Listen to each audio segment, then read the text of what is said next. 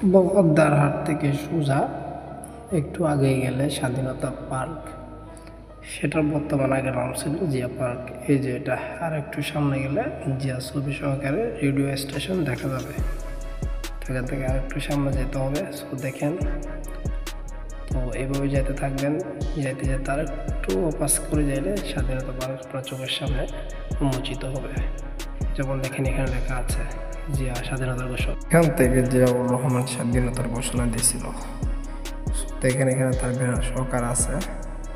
যেখান থেকে আর একটু সামনে গেলে আমরা ঠিক রাস্তার মাথায় চলে আসছে। এটা হচ্ছে কাপ্তার রাস্তার মাথা, সেটা হচ্ছে কাপ্তার রাস্তার মাথার পরিবেশ। তো দেখেন এখানে নতুন একটা বিল্ডিং করা হচ্ছে, আর এখান থেকে মানুষ বোয়ালখালীতে যায় এদিক থেকে, আবার কেউ কেউ কালোকোটে যায়, আবার ওইদিকে সবাই বর্ধানটা যায়, আর এদিকে সবাই কাপ্তার রাস্তা হতে যে রাগমনিয়া চৌকানিয়া ওয়াতালি নজমিয়া হাট কুয়াইশ আমরা নবাসীর দিকে যাই।